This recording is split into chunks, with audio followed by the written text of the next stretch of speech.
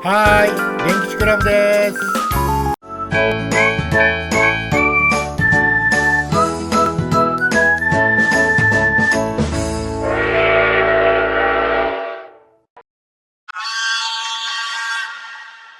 1978年の時刻表。前回は北へ旅をしたので、今回は南へ旅をしてみようと思います。寝台特急はやぶさ。この当時はまだ西鹿児島、現鹿児島中央まで走っていたので、今回ははやぶさで九州への旅を追いかけてみましょう。1978年の東海道線には、夕方になると数多くの九州行きの寝台特急が走っていました。16時30分の長崎佐世保行き桜を皮切りに、16時45分の西鹿児島行きはやぶさ、17時の熊本長崎行きみずほ、1時間置いて18時の日豊本線経由西鹿児島行き富士、それから18時20分山陰本線の浜田行き出雲1号、その5分後18時25分には博多行きの朝風1号、この後にも瀬戸や紀伊等の列車が続いていました。今日はこの当時まだ西鹿児島まで行っていた寝台特急はやぶさを時刻表と模型で見てみたいと思います。その前にはやぶさの前を行く桜を見てください。このマークが A 寝台と星一つになっていますね。後を行くみずほも A 寝台と星一つ、そして食堂車になっています。一方はやぶさは A 個室、星3つ、食堂車になっています。桜とみずほは14系。14系は分散電源方式で、環球車スハネフ14の床下ディーゼルエンジンで発電するタイプなので、途中で分割や併合のある列車に適した仕様になっていました。桜長崎佐世保行き、みずほ熊本長崎行きには途中での分割併合を考慮して14系が使用されました。14系は星1つなので、この時はまだ3段寝台。一方はやぶさ富士は星3つなので24系25型が導入され、すでに2段寝台に変わっていることを表していました。24系25型24系という系列はこれまでの20系客車と同じように集中電源方式、つまり電源車が1両ついていて、その発電用ディーゼルエンジンで全車両の電源を賄います。はやぶさは僕も山口県の工場に出張するときによく利用した列車で、横浜駅から崎陽軒のシウマイ弁当を買って乗車しました。僕は横浜から乗りましたが、横浜は17時11分。横浜を出るとずーっと止まらずに静岡に19時15分。その次の停車駅は名古屋で21時35分というダイヤになっていました。みずほも停車駅は横浜を出ると静岡と名古屋。桜は横浜、沼津、静岡、豊橋と止まって名古屋。富士は静岡に止まらずに横浜を出ると熱海と浜松というように交互に停車駅を変えて対応していたんです。名古屋の次は89ページに掲載されています。ここは名古屋から京都、大阪、神戸を通って岡山までの区間が掲載されています。名古屋を21時40分の出発で、次は岐阜22時2分に止まります。そして京都23時34分、大阪0時8分、三宮0時36分。三宮を出るところから深夜運転区間に入りますので、ずっと行って岡山も通過する、そういうダイヤになっています。ちなみに富士の方は22時54分に名古屋を出ると、すでに深夜運転区間に入り、京都も大阪も神戸も岡山も止まらないというダイヤになっていました。岡山から広島を経て下関までのページです。はやぶさは岡山は通過で入ってきて、どこから止まるかというと、糸崎に0時35分。まだまだ十分に夜中という感じもしますが、次の広島には4時41分、岩国5時19分、小郡6時51分、朝7時22分、下関7時54分です。僕の会社は工場が朝にあったので、横浜駅から朝駅までよくはやぶさを利用しました。水穂を利用するときも、桜を利用するときも、ちょっと影ですけど、富士を利用するときもあったんです。富士を利用するときは豊富で、いやごめんなさい、宇部で降りて普通電車に乗り換えました。はやぶさ以外は朝に止まらないので、宇部で普通電車に乗り換えましたね。はやぶさ、次は九州なので188ページですが、ここでちょっと機関車交換のお話です。東京から下関までの東海道本線、山陽本線は直流電化なので、機関車も直流専用の EF65-1100 番台が牽引しました。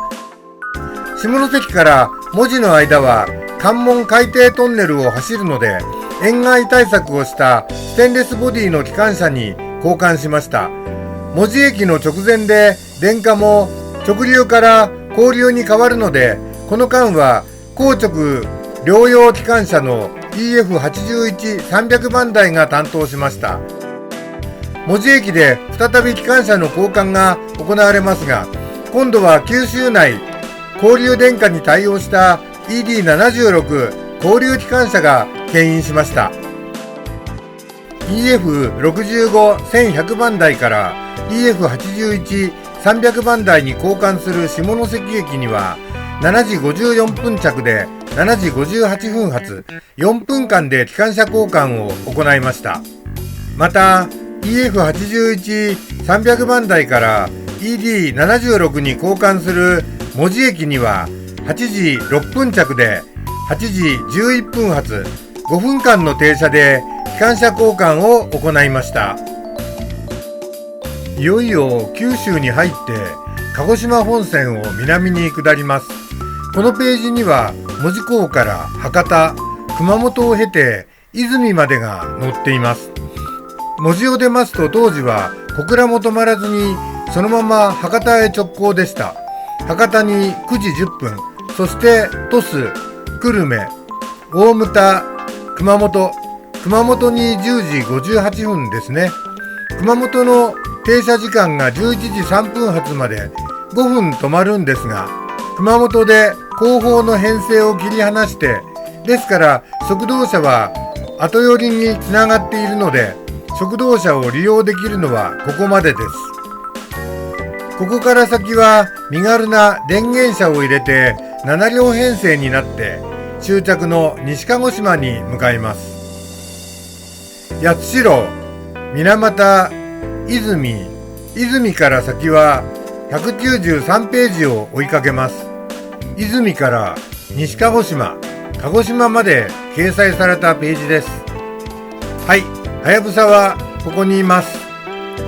出水を12時52分、阿久根に13時16分、仙台13時55分、終点の西鹿児島には14時42分に到着するダイヤでした。前の日の東京発が16時45分でしたから、約22時間かけて東京から西鹿児島まで走破しました。この当時は西鹿児島行きははやぶさの他にも富士がありました。富士は九州に入ってから日豊本線を回りますから、実はもっと時間がかかったんです。それでは編成の方を見てみましょう。列車編成のページです。はやぶさ、ここにいますね。一番前に2って書いてありますが、これがカニ24電源車です。そのすぐ後ろ1号車は A 寝台個室のオロネ25が連結されています。それから2号車からは星3つ2段寝台の B 寝台車おはね25が続きます。おはねふ25が6号車に連結されていて、7号車もおはねふ25。ここで車掌室のある環急車同士が向き合っています。東京から西鹿児島行きは6号車より前の車両、7号車から13号車までは熊本駅で切り離しです。食堂車は切り離しされる編成の8号車に連結されています。編成全体が13両なので、電源車を入れると14両、ほぼ編成の中央になるような位置関係に連結されていました。1985年になると、食堂車の後ろ9号車にロビーカーが連結され、A 個室も後ろになって西鹿児島行きがモノクラスになってしまいます。しかしロビーカーが追加されたことで編成は15両。そうすると EF65 では定員定数が足りなくなるので、ここで我々鉄道ファンの長年の夢、貨物専用ながらかっこいいなぁと思っていた EF66 がブルートレインの先頭に立つんです。EF66 が誇らしく寝台特急のヘッドマークを掲げて走行する姿に歓喜の涙を流したものです。再び1978年に話が戻ります。この頃ブルートレインブームというのが来ていて、当時加藤の EF65 1100番台と車体に銀帯を巻いた24系25型客車が飛ぶように売れました。今のモデルからすると旧モデルですが、かっこよかったんですよ。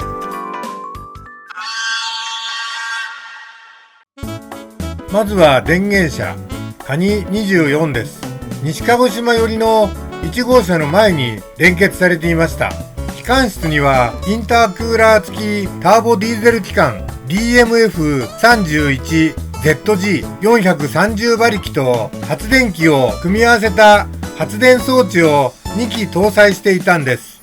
ホームに入ってくる時にも豪快なエンジン音が鳴り響いていました。僕は夕方の横浜駅で崎陽軒のシウマイ弁当とお茶を買って豪快なエンジン音を聞いていたものでした。懐かしいな。次はオロネ25 A 個室が並んだ寝台車です。24系25型は24系のマイナーチェンジとして1975年に登場しました。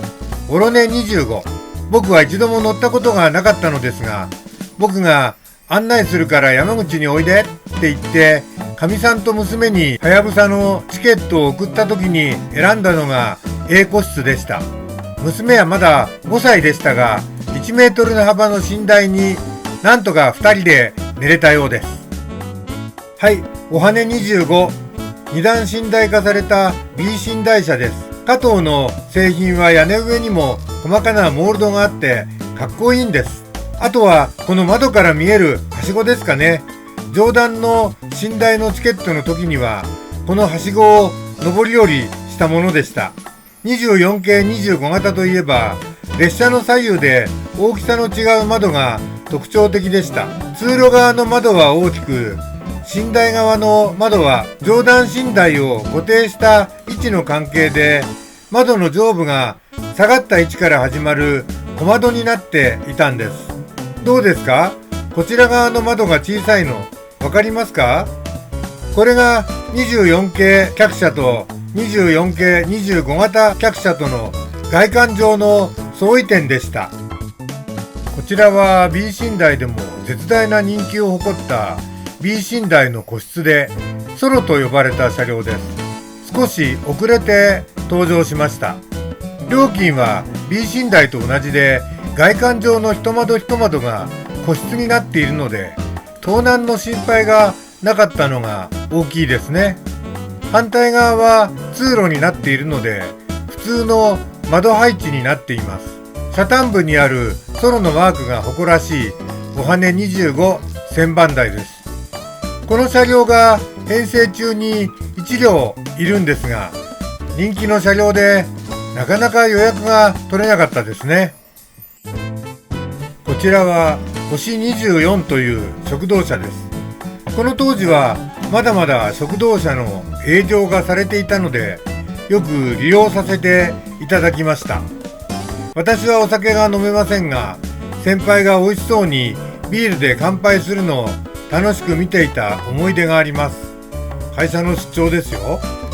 会社の先輩や同僚たちと楽しいひとときを過ごした車両でもあるんです。出張するなら道中は楽しく、僕のスタイルでした。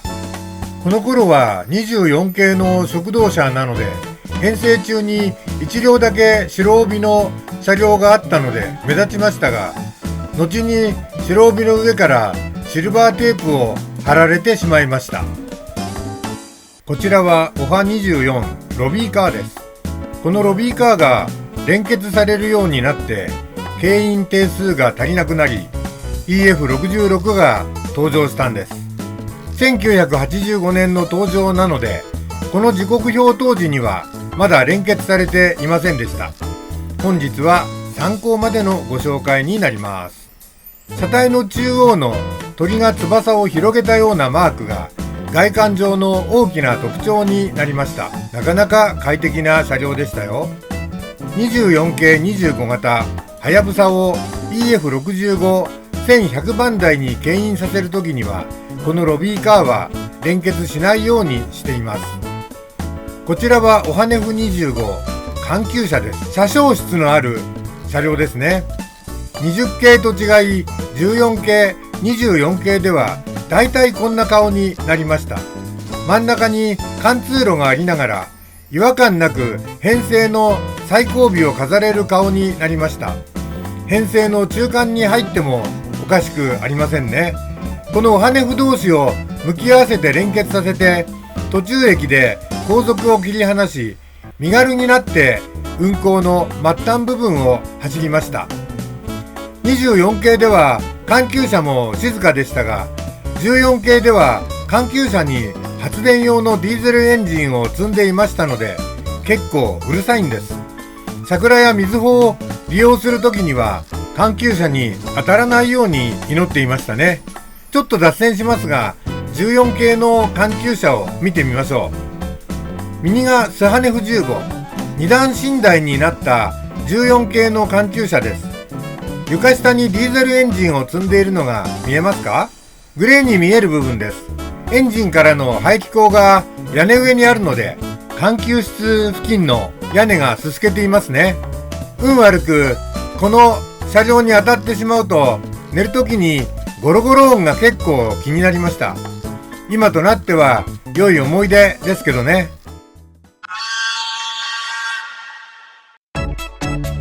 1箱分12両を線路上につなげられれば良いのですが、スペースがないのでこんな感じで失礼します。各車両のウェザリングの程度などを見ていただきますね。これはカニ24電源車ですので、屋根上はひどくすすけています。多くのオロネやオハネフはそこそこの使用感を出すために若干黄ばんだ汚し方にしています。こちらのロビーカーは後で加わった新しい車両なので、屋根上もきれいめにしています。そちらのソロですが、屋根上が銀色だったんですね。僕は本当によく乗ったんですけど、屋根上までは気がついていませんでした。他の車両がみんなグレーなのに対して加藤は銀色で作っていましたので、結構衝撃的でした。へえ、そうなんだ。でも銀色のまんまでピッカピカというのも嫌なので、僕はそこそこ埃が軽く積もった程度にスミレブラウンでトーンを下げています。こんな感じで電吉クラブは車両が少し使い込まれた風に仕上げるのが好きなので、ウェザリングをして楽しんでいるんです。